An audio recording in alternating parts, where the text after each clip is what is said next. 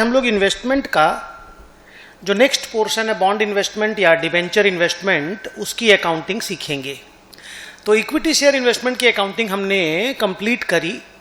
माने उसमें bonus issue, right issue, dividend, purchase, sale, valuation, first in first out, weighted average. ज़्यादातर तो weighted average पे सम बनाते हैं, फीफो अगर वो लोग बोलता है तभी हम लोग बनाते थे।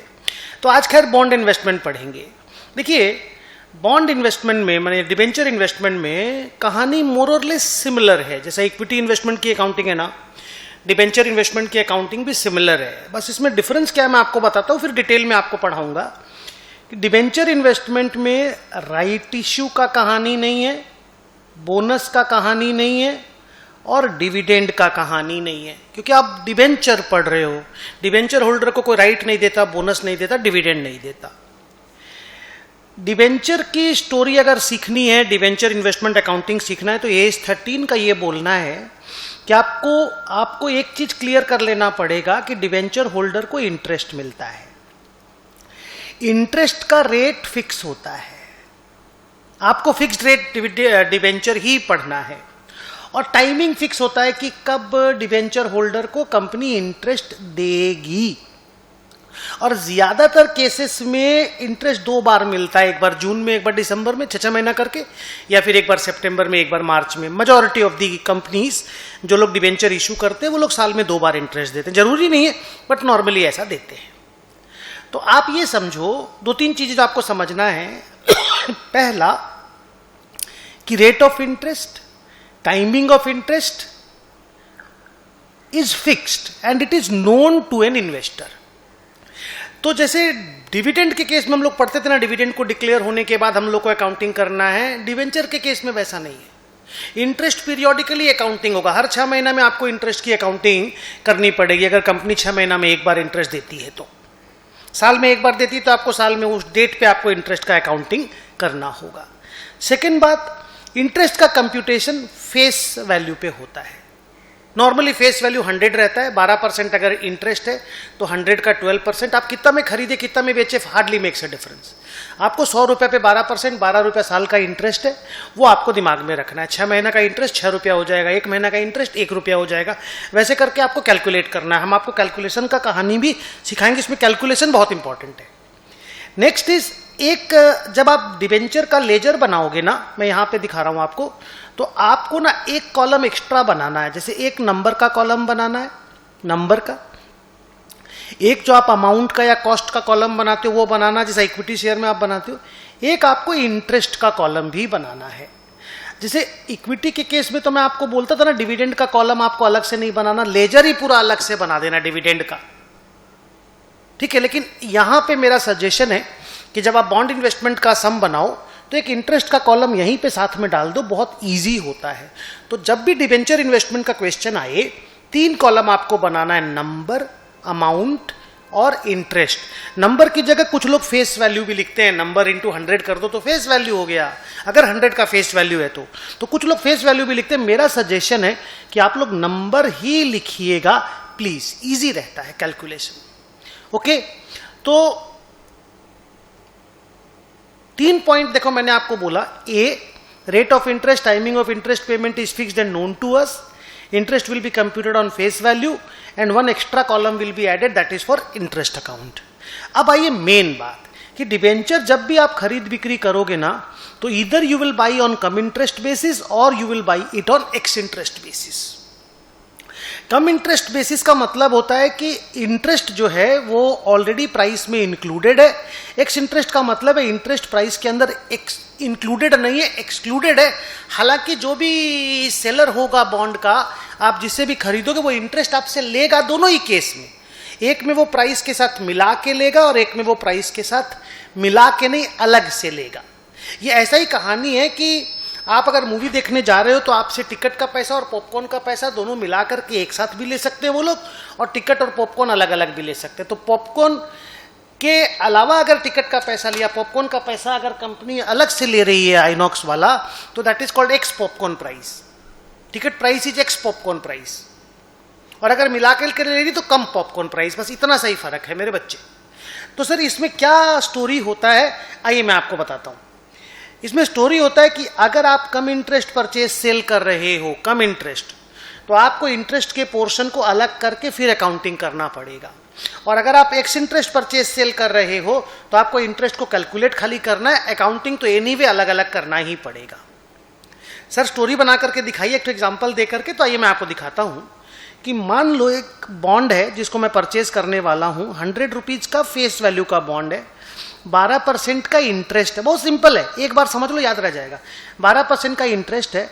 कंपनी 30 सितंबर को और 31 मार्च को साल में 2 बार 6% करके इंटरेस्ट देती है, दैट इज 6 रुपीज ईच। हम अभी तक इस बॉन्ड के मालिक नहीं बने, अभी तक हमने कभी भी इसको परचेज नहीं किया। से फॉर द फर्स्ट टाइम हम इसको फर्स्ट ऑफ, ध्यान से देखना, अच्छा 30 जून और 31 मार्च, हाँ दिसंबर लिख दिया मैंने, 31 मार्च, 30 9 होगा तो 31 मार्च होगा, दिसंबर होगा तो जून होगा। तो मान लो हम 1/5 को, 1 मई को इस कंपनी का एक बॉन्ड हम खरीदना चाहते हैं। तो मैंने मार्केट से पता किया, मार्केट में उन्होंने बोला 103 रुपीज प्राइस है, कम इंटरेस्ट। क्या बोला मैंने, फिर से बोलो, 103 रुपीज प्राइस है, कम इंटरेस्ट। तो ऐसा कोटेशन आपको मिलेगा, क्वेश्चन पेपर आपको बोलेगा कि ये 103 कम इंटरेस्ट। सर अगर कुछ नहीं बोला तो फिर मान लेना that is x interest, but वो बोलेगा। चाय पी लिया। तो अब इधर देखो, तो अगर आप 1 मई को कोई बॉन्ड खरीदते हो, मैं खरीदता हूं 103 रुपया कम इंटरेस्ट प्राइस, तो कंपनी, आपको ऐसे सोचना है कि कंपनी ने पिछली बार 1 मई के पहले, एग्जैक्ट पहले 31 मार्च को इंटरेस्ट पेमेंट कर दिया था 6 महीने का।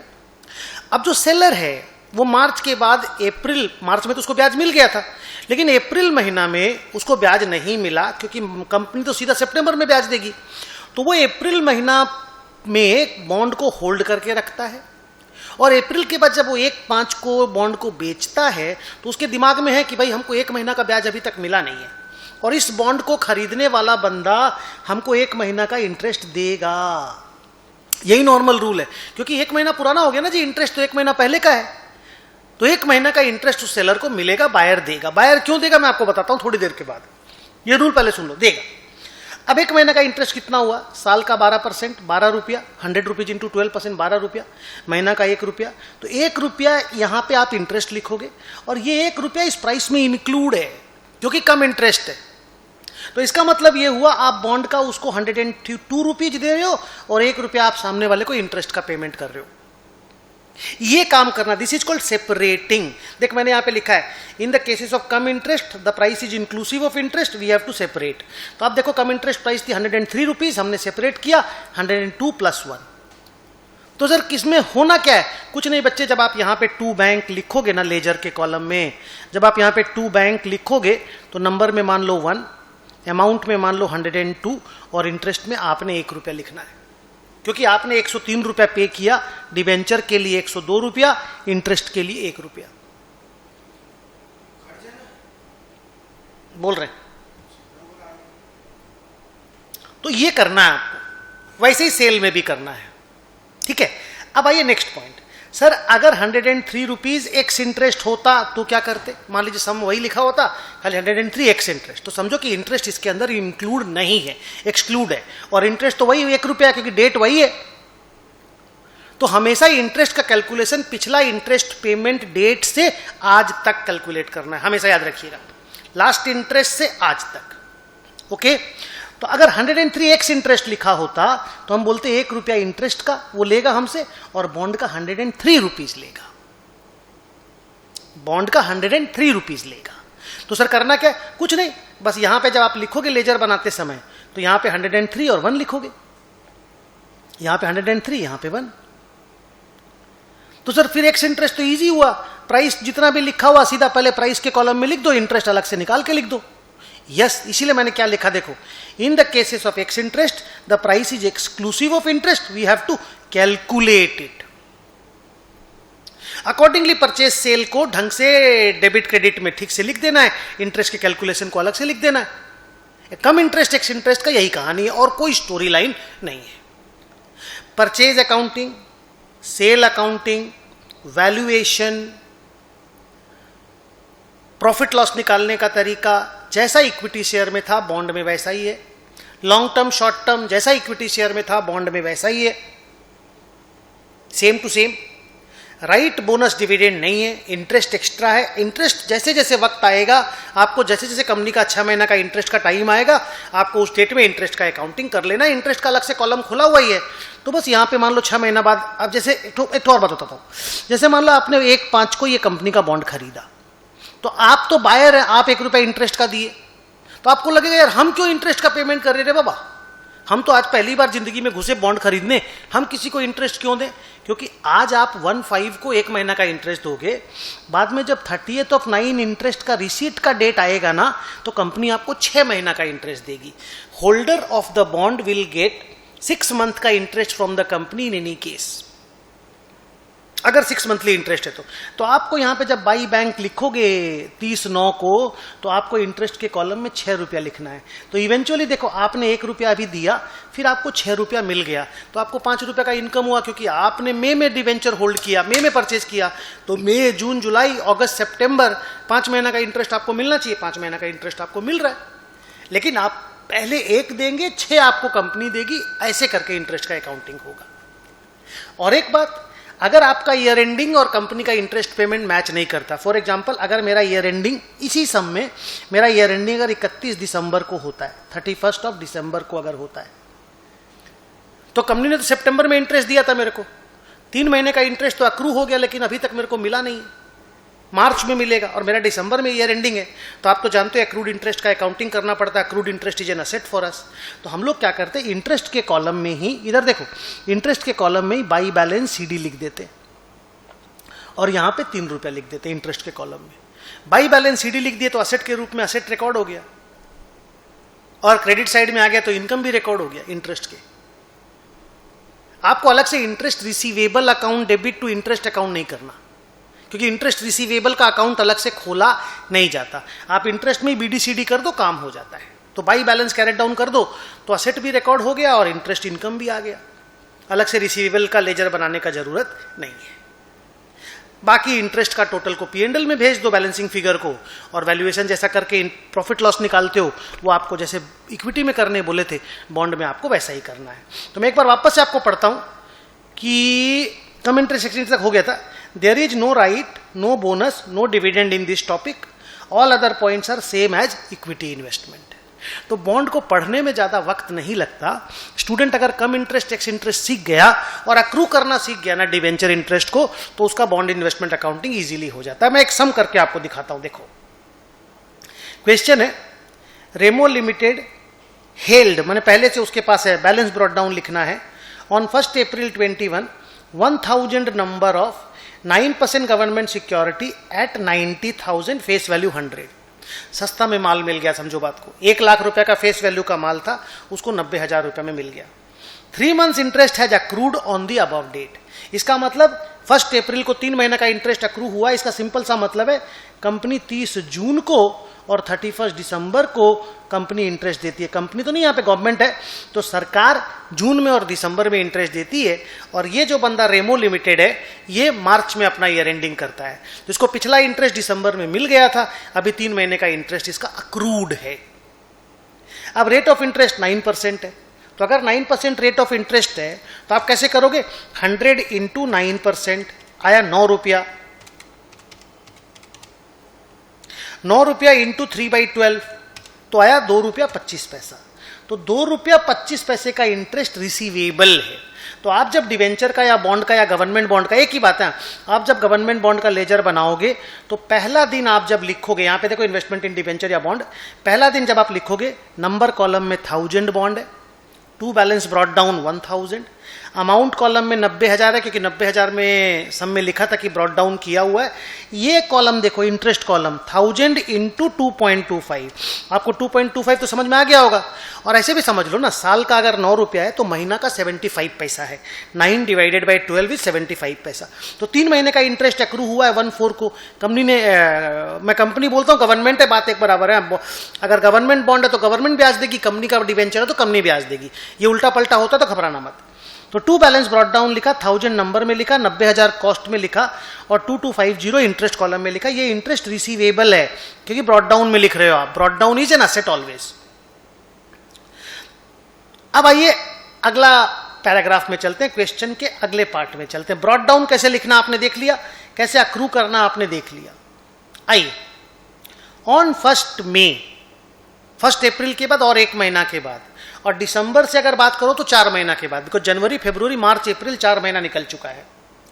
On 1 May the company purchase the same government securities of face value 80,000, number में बात करो तो 800 नंबर कर लिया करो, एट ₹95 कम इंटरेस्ट। ध्यान दो, एट ₹95 कम इंटरेस्ट। और एक चीज और भी देखना बच्चों,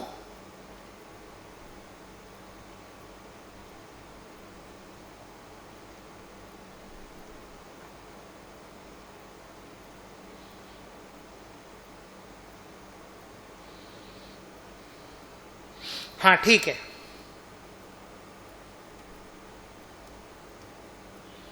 अब यहां पे कैसे कैलकुलेशन होता है वो देखो कि आपने 800 बॉन्ड खरीदा, 95 कम इंटरेस्ट का बॉन्ड है, तो आप कम इंटरेस्ट का मतलब इंटरेस्ट इस प्राइस के अंदर इंक्लूड है, और 4 महीना का इंटरेस्ट का कहानी हो गया, 4 महीना का, क्योंकि दिसंबर में कंपनी ने इंटरेस्ट दिया है। देखो, interest paid on 30 June on 31 दिसंबर नीचे लिखा भी है। तो आप कैसे कैलकुलेशन करोगे, दिसंबर के बाद लास्ट इंटरेस्ट दिसंबर में हुआ और आप 1 मई को परचेज कर रहे हो, ये देखो 1 मई मैंने लिख दिया यहाँ पे, 800 बॉन्ड परचेज कर रहे हो, 95 कम इंटरेस्ट में परचेज कर रहे हो और 31 दिसंबर को लास्ट इंटरेस्ट हुआ था। तो आप ऐसे समझो कि 4 महीना गुजर गया, जनवरी, फरवरी, मार्च, अप्रैल। 1 महीना का इंटरेस्ट 75 पैसा होता है, 4 महीना का इंटरेस्ट 3 रुपया हो गया, 4 × 0.75 हो गया ना। तो 0.75 को 4 से मल्टीप्लाई कर दो,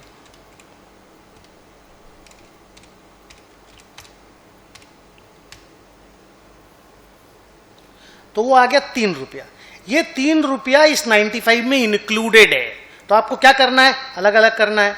तो आप बोलेंगे 92 + 3।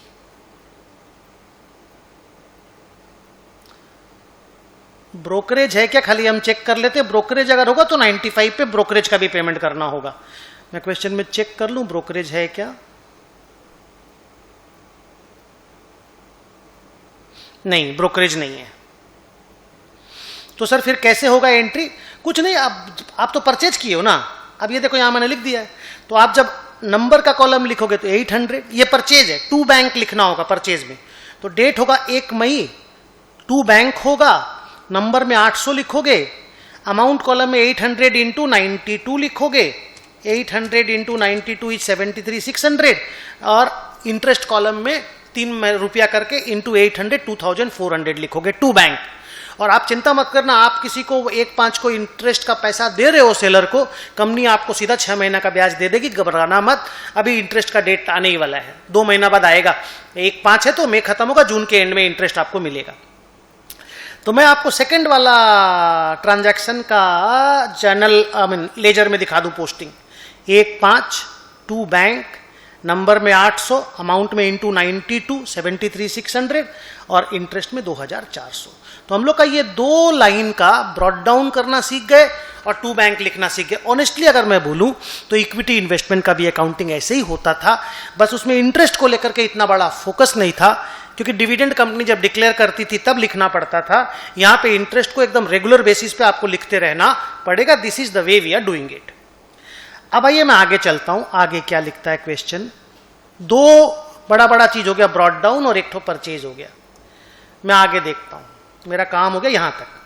अब आया ऑन 1 जून 60,000, नंबर कर लो 600, सिक्योरिटी वॉज सोल्ड, ध्यान दो 600 number of security was sold at 94 again come interest. 1 जून को हम बेचे, तो सर कैलकुलेशन दिखाइए। ये देखो कैलकुलेशन, 600 बॉन्ड है, 94 कम इंटरेस्ट और 1 जून। ध्यान दे रहे हो, कम इंटरेस्ट था ना रे, 1 जून, हाँ 94 कम इंटरेस्ट, थैंक यू। अब 1 जून, अब आप खुद कैलकुलेशन करो। दिसंबर में लास्ट इंटरेस्ट हुआ था, जनवरी, फरवरी, मार्च, अप्रैल, मई, 1 जून माने 5 महीना गुजर गया। 5 महीना का इंटरेस्ट कितना हुआ, 0.75 × 5, दैट इज 3.75। ये 3.75 इसके अंदर मिला हुआ है, इंटरेस्ट कम इंटरेस्ट है, प्राइस के अंदर इंक्लूड है, आपको अलग करना पड़ेगा। तो चलो अलग कर देते हैं। तो क्या 90.25, तो 90.25 हम लोग बेचे हैं, बॉन्ड का पैसा हम लोग को मिलेगा और 3.75 हमको ब्याज का पैसा मिलेगा। तो I am getting for selling 600 bond 90.25 पर bond as my bond price और 3.75 पर bond as my interest, because I have been holding this bond और 5 महीना गुजर गया। आइए सोल्यूशन दिखाते हैं। ये रहा 1 जून, ये रहा बाई बैंक, सोल्ड भी लिख दिया है। 600 इंटू 90.25, 600 इंटू 90.25, 54150, फैंटास्टिक। और 3.75 इंटू 600 है ना, 3.75 था क्या कि 2.75 था, देखिए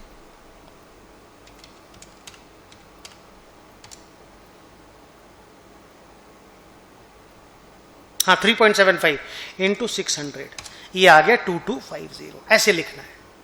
अब इमीडिएट बात आएगा कि भैया आपने बॉन्ड सेल किया, ध्यान दो ये वाला चीज को, बॉन्ड सेल किया है, सेल किया तो प्रॉफिट लॉस निकलेगा, प्रॉफिट लॉस निकलेगा तो नॉर्मली हम लोग वेटेड एवरेज फॉलो करते हैं, बट क्वेश्चन ने साफ लिखा है कि फीफो मेथड फॉलो करना है। अब अगर फीफो मेथड फॉलो करना है तो आपका कौन सा बॉन्ड बिका, बचपन से आप सीखे हो ये वाला चीज, आपका फर्स्ट वाला ये वाला बॉन्ड बिका। ये 1000 बॉन्ड आपका 90,000 का था, तो 600 बॉन्ड कितने का था?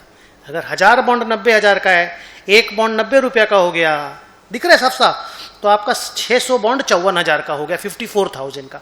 आपने 54 150 में बेचा, तो 150 का आपको प्रॉफिट हुआ, तो ये प्रॉफिट का रिकॉर्डिंग हो गया। देखो 1 June to profit and loss account, amount column में आपको लिखना है। इसका वर्किंग भी मैंने करके दिया है, आप नीचे में देखो वर्किंग, ये रहा। कॉस्ट 600 का 50,000 54,000, सेल प्रोसीड्स इतना, ये हो गया प्रॉफिट, और इंटरेस्ट पर मंथ भी निकालने का वर्किंग करके दिए, तो इजी हो जाता, थोड़ा सा वर्किंग किया हुआ रहेगा। तो सेल का एंट्री देखो एकदम सिमिलर है, बाई बैंक लिख के सेल प्राइस लिख दिया, इंटरेस्ट लिख दिया और प्रॉफिट लॉस निकाल लिया। इस सब में फीफो बोला था, बोल के फीफो नहीं तो वेटेड एवरेज कर लेते हैं। वेटेड एवरेज कैसे होता है आपको बताया हुआ है। अब आइए वापस से प्रीवियस में चलते हैं, क्वेश्चन को देखते हैं।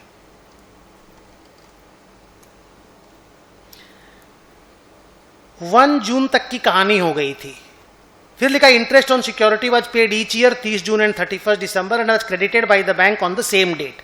अगला ट्रांजैक्शन 30 सितंबर को हुआ, 30 सितंबर को फिर उन्होंने गवर्नमेंट बॉन्ड बेचा, बट 30 सितंबर के पहले 30 जून आएगा। अभी 1 जून को हमने डिवेंचर बेचा था, बॉन्ड बेचा था, अब 30 जून आ गया। बॉन्ड और डिवेंचर सिनोनिम में, घबराना मत, गवर्नमेंट बेचे तो बॉन्ड बोलते हैं, कंपनियां बेचे तो डिवेंचर बोलते हैं। अब 30 जून आ गया, तो 30 जून को पहले पता करो बेटा कि अपने पास डिवेंचर कितना है और 6 महीना का इंटरेस्ट कितना है।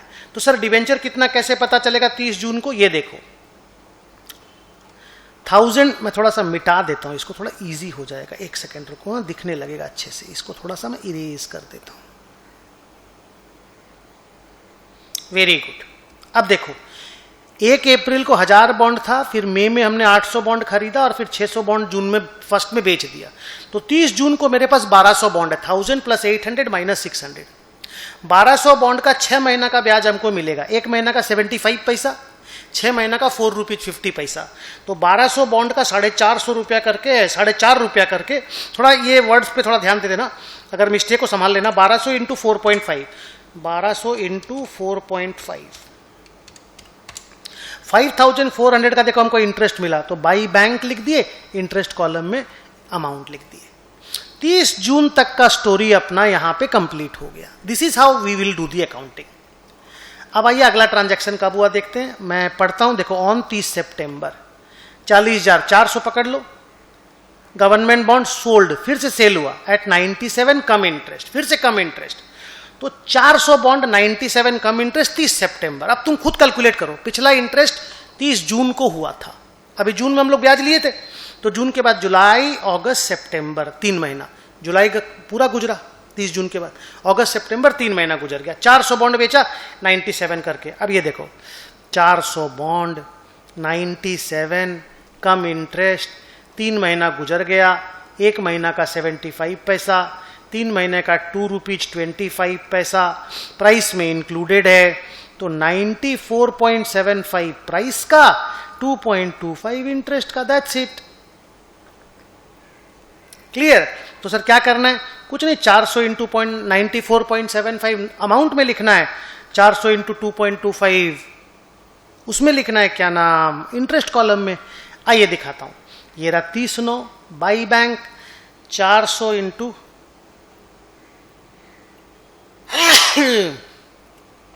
कितना था रे वो 94.75 और 2.25, तो 400 इंटू 94.75 क्या हो रहा है आज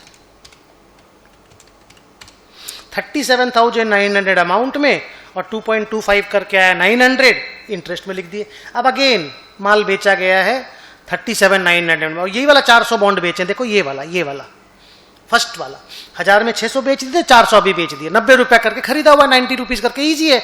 36,000 का टोटल कॉस्टिंग है, 400 इंटू 90 4 9 36 और बेचा है 37,900 में, तो 1,900 का प्रॉफिट है, इसका वर्किंग नोट बना दो और 1900 रुपया का प्रॉफिट यहां पे पीएल में लिख दो। To profit and loss cost column में लिखना है। Investment to PL is the journal.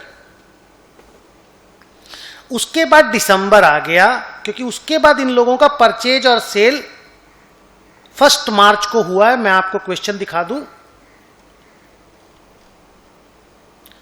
इसके बाद ऑन 1 दिसंबर नहीं 1 दिसंबर को परचेज हुआ है और 1 मार्च को सेल हुआ है, तो on 1 December the company purchase the same security 10,000 par ex interest. अच्छा 1 दिसंबर को एक परचेज हुआ, ये एक्स इंटरेस्ट आया, देख 10,000 माने 100 बॉन्ड, पार माने 100 रुपीज, फेस वैल्यू को पार बोलते हैं, और एक्स इंटरेस्ट में परचेज हुआ। एक्स इंटरेस्ट की स्टोरी ज्यादा इजी है, देख ऐसे होती है। 1 दिसंबर है, 100 बॉन्ड है, पार पे खरीदा है तो 100 रुपीज पे ही खरीदा है, और एक्स इंटरेस्ट है। तो 1 दिसंबर को जून के बाद कितना महीना गुजर गया पहले देखो, जून के बाद जुलाई अगस्त सितंबर अक्टूबर नवंबर, 5 महीना गुजर गया। 5 महीने का इंटरेस्ट पहले देखो 0.75 into 5 that is 3.75। X interest है, मतलब ये अलग दोनों अलग अलग है। तो सर इसका मतलब हम लोग 100 रुपीज बॉन्ड के लिए देंगे और 3.75 रुपीज ब्याज के लिए देंगे, करेक्ट। तो 100 इंटू 100 अमाउंट कॉलम में लिखना है, 100 इंटू 3.75 इंटरेस्ट कॉलम में लिखना है। एक्स इंटरेस्ट में इजी क्या होता है, प्राइस को सीधे लिख दो, इंटरेस्ट अलग से निकाल के लिख दो, खाली कैलकुलेट करना है, सेपरेट नहीं करना। सोल्यूशन दिखाता हूं, ये देखो 1 दिसंबर टू बैंक 100 इंटू 100 10,000 और 3.75 करके 375, ठीक है। अब 1 दिसंबर तक की कहानी कंप्लीट है। अब आया 31 दिसंबर, तो 31 दिसंबर को हमारे पास कितने बॉन्ड है, समझो ब्याज का टाइम आ गया। ये वाला 1000 बॉन्ड हम बेच दिए, सर्कल देखते रहना, ये 800 बॉन्ड मेरे पास है और 100 बॉन्ड मेरे पास है, 900 बॉन्ड है। 900 बॉन्ड का हमको 6 महीना का इंटरेस्ट मिलेगा। 6 महीना का इंटरेस्ट 4.5 होता है, 1 महीना का 75 पैसा के हिसाब से 6 महीना का 4.5 रुपया, तो 4.5 इंटू 900 4050 का इंटरेस्ट मिल जाएगा। तो ये देखो बाई बैंक इंटरेस्ट का अमाउंट 4,050 रुपया। तो मेरा कहानी क्या है ना बेटा, 1 दिसंबर तक का स्टोरी कैसे हुआ, फिर 31 दिसंबर को ब्याज कैसे मिला, हमने आपके सामने करके दिया। 1 सेकेंड, क्वेश्चन कंप्लीट कर देता हूं।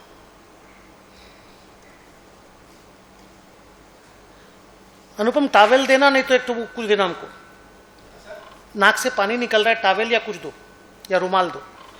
अब लिखा ऑन 1 मार्च और 2 महीना बाद, दिसंबर के और 2 महीना बाद 10,000 फेस वैल्यू का गवर्नमेंट बॉन्ड हमने 95 एक्स इंटरेस्ट में बेच दिया। तो अब तो इंटरेस्ट समझ में आ गया। 31 दिसंबर को लास्ट इंटरेस्ट हुआ। 1 मार्च 100 बॉन्ड है, कितना करके बेचा रे, 90 कितना था वो,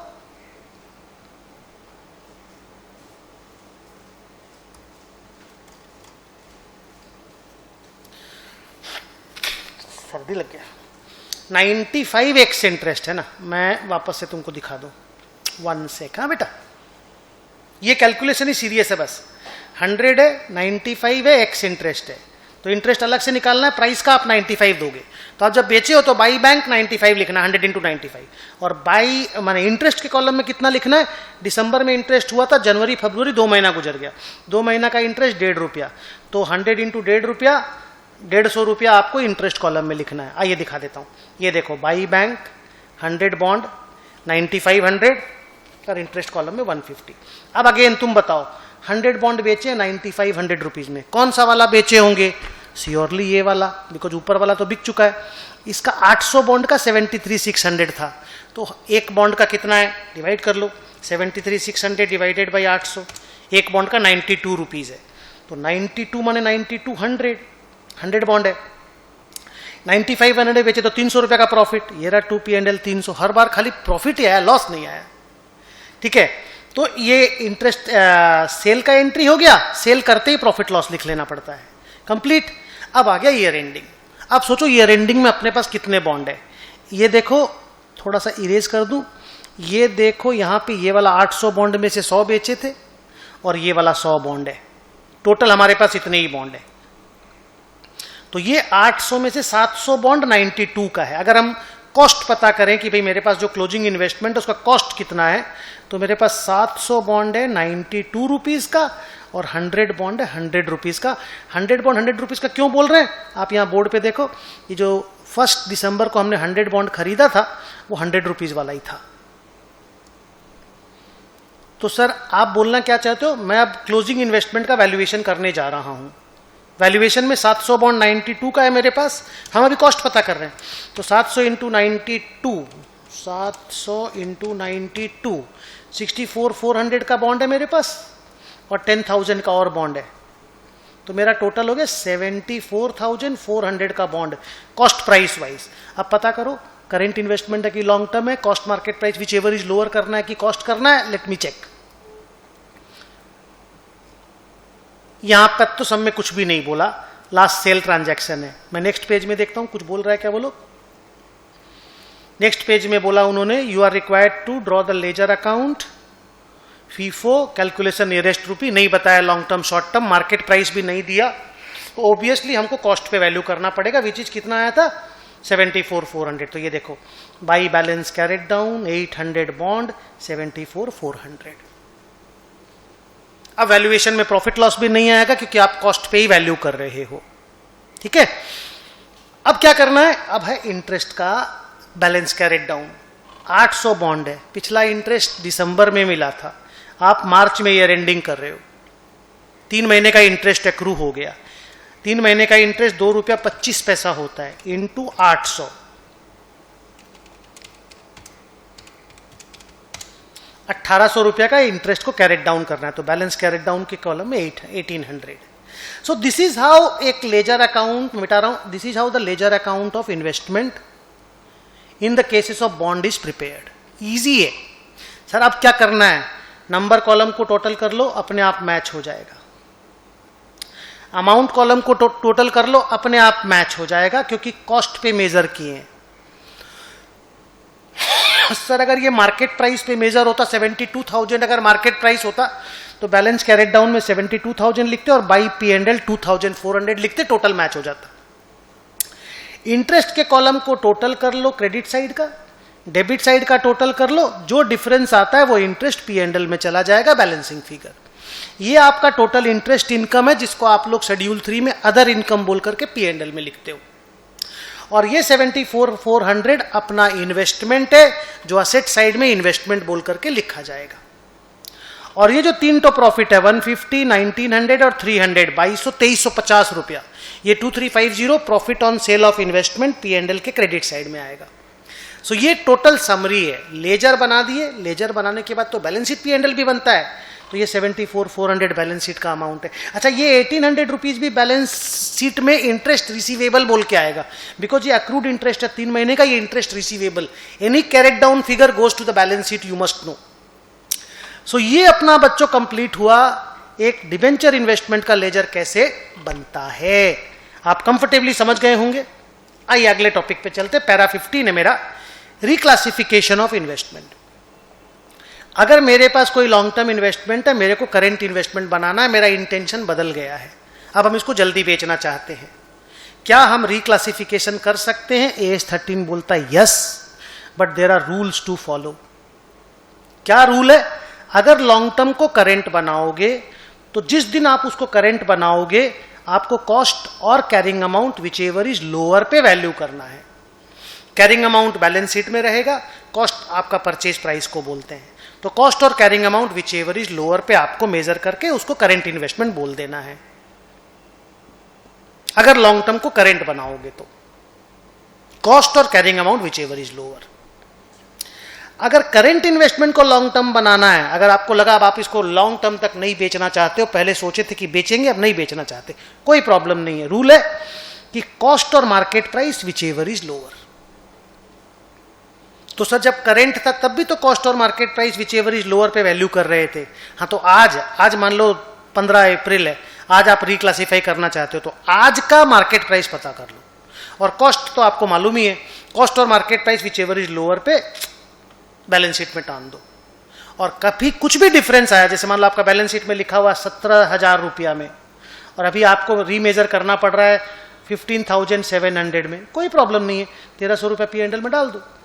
बट रिक्लासिफिकेशन के रूल को फॉलो करना पड़ेगा। मैं रिपीट करता हूं, लॉन्ग टर्म को करेंट बनाना है, कॉस्ट और carrying amount which ever is lower पे लिखना होगा, और करेंट को लॉन्ग टर्म बनाना है, कॉस्ट और market price which ever is lower पे लिखना होगा।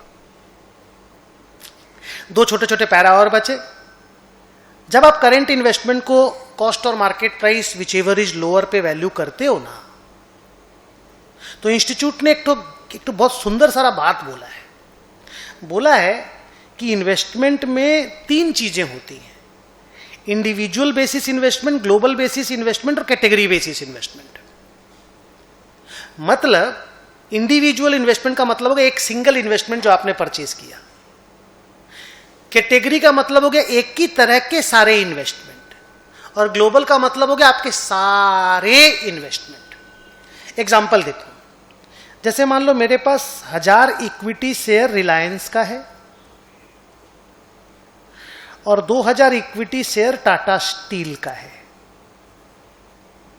और 1700 डिबेंचर हिंडाल्को का है, और मेरे पास 100 ग्राम गोल्ड का ही है। तो अगर मैं चारों इन्वेस्टमेंट को एक साथ बोलूंगा तो ये ग्लोबल हो गया। अगर मैं इक्विटी शेयर अलग करूंगा, डिबेंचर अलग करूंगा, गोल्ड अलग करूंगा तो ये कैटेगरी हो गया। और एक एक को बोलूंगा, ये equity share Reliance, equity share Tata steel, gold, bond, तो ये एक एक इंडिविजुअल इन्वेस्टमेंट हो गया। अब इसमें अगर कॉस्ट और market price which ever is lower करना हो तो लोगों के मन में आएगा चारों को एक साथ करके ग्लोबल बेसिस कर लो, इन दोनों को अलग कर लो, इक्विटी को बॉन्ड को अलग कर लो और गोल्ड को अलग कर लो, कैटेगरी हो गया। अलग अलग को एक को अलग अलग करके वैल्यूएशन कर लो तो इंडिविजुअल हो गया। तो एज 13 बोला कि जब भी आपको cost market price which ever is lower करना है ना, ग्लोबल बेसिस अलाउड नहीं है, या तो आपको इंडिविजुअल में जाना पड़ेगा या कैटेगरी में जाना पड़ेगा। मैं एग्जांपल देके दिखाऊंगा। Popular categories are shares, preference, equity share, preference share, debentures, bond, mutual fund, gold, silver, ये पॉपुलर कैटेगरीज है। अब मैं आपको एग्जांपल देता हूं कि क्या ये एग्जैक्टली बोलना चाहता है। मान लो ये कॉस्ट, ये मार्केट प्राइस, ये लोअर। मेरे पास रिलायंस है, इक्विटी शेयर, कॉस्ट है 4000, मार्केट प्राइस है 3000। ध्यान से देखना। फिर मेरे पास टाटा स्टील है, कॉस्ट है 9000, मार्केट प्राइस है 9600। फिर मेरे पास डिबेंचर है हिंडाल्को वाला, कॉस्ट है 10,000, मार्केट प्राइस है 9,300। बस इतने ही टोटल इन्वेस्टमेंट है मेरे पास। अब मान लो मैंने बोला कि मेरे को इंडिविजुअल बेसिस पे वैल्यूएशन करना है और ये मेरा अकाउंटिंग पॉलिसी माना जाता है। इंडिविजुअल अलाउड है, कैटेगरी अलाउड है, ग्लोबल अलाउड नहीं है। मैं तीनों का आपको मतलब समझाता हूं। अगर मैं इंडिविजुअल बेसिस फॉलो करूंगा तो इस इंडिविजुअल का cost market price which ever is lower 3000 लिखूंगा, इसका अलग से लिखूंगा 9000 और इसका अलग से लिखूंगा 9300। ये मेरे इन्वेस्टमेंट का वैल्यू होगा। अकॉर्डिंगली प्रॉफिट लॉस निकल जाएगा। ये इंडिविजुअल हुआ। अगर मैं कैटेगरी करूंगा तो इन दोनों कैटेगरी को, जैसे दोनों इक्विटी शेयर है ना, एक ही कैटेगरी का माल है, तो इन दोनों को पहले ऐड कर देंगे 13000 और ये हो गया 12600। विच एवर इज लोअर, हम 12600 पे वैल्यू करेंगे। अब सोचो इंडिविजुअल में जब मैं वैल्यू कर रहा था तो 3000 और 9000 12,000 वैल्यू हो रहा था। कैटेगरी पे मैं वैल्यू कर रहा हूं तो 12,600 वैल्यू आ रहा है, तो थोड़ा हायर वैल्यूएशन हो रहा है इन्वेस्टमेंट का, समझे? तो थोड़ा सा लॉस कम लिखा जा रहा है, but that is allowed, category basis तक अलाउड है। इंडिविजुअल कर लो, कैटेगरी कर लो। ग्लोबल मतलब क्या हुआ, तीनों को जोड़ दिया, 9 4 13 और 10 23,000, 9 और 3 12 और 9 21,900, विच एवर इज लोअर, ये अलाउड नहीं है। और जो भी पॉलिसी आप फॉलो करोगे, इंडिविजुअल करो, कैटेगरी बेसिस करो, वो आपको नोट्स ऑन अकाउंट्स में लिख के देना पड़ता है। तो ये भी एक तो इंपॉर्टेंट नॉलेज है जो आपको जानना चाहिए when you study the investment accounting as per AS 13। Almost finished investment accounting. Investment property का डिस्कशन कर लेते हैं। क्या होता है इन्वेस्टमेंट प्रॉपर्टी? लैंड, बिल्डिंग या both, acquired to earn rental income and capital appreciation। Use करने के लिए अगर लैंड एंड बिल्डिंग खरीदते हो तो फिक्स्ड एसेट बनता है, प्रॉपर्टी प्लांट एंड इक्विपमेंट। बेचने के लिए लैंड एंड बिल्डिंग खरीद लो तो इन्वेंट्री है, स्टॉक है आपका। लेकिन अगर रेंट और कैपिटल अप्रिसिएशन के लिए खरीदते हो तो इन्वेस्टमेंट प्रॉपर्टी है। इन्वेस्टमेंट प्रॉपर्टी है, बैलेंस शीट के एसेट साइड में लिखना पड़ेगा। जो अकाउंटिंग स्टैंडर्ड 10 में आपने कॉस्ट मॉडल फॉलो किया था वही फॉलो करना है, यानी डिप्रिसिएशन और इंपेयरमेंट का अकाउंटिंग होगा और लॉन्ग टर्म इन्वेस्टमेंट की तरह बैलेंस शीट में दिखाना है। तो सर ये कैसा अजीब सा सीन है? कुछ अजीब सा नहीं है। दो ही रूल याद रखना, इन्वेस्टमेंट प्रॉपर्टी AS 10 के हिसाब से कॉस्ट मॉडल पे मेजर होता है और बैलेंस शीट में लॉन्ग टर्म इन्वेस्टमेंट के रूप में दिखाया जाता है। That's it. So with this we come to the end of our entire discussion on accounting standard 13। आपको इन्वेस्टमेंट अकाउंटिंग पूरा समझ में आया होगा। बाकी सम्स क्लास वर्क से, होमवर्क से, इंस्टीट्यूट की बुक से वगैरह से कर लेना। Thank you very very much. Take care. Bye bye.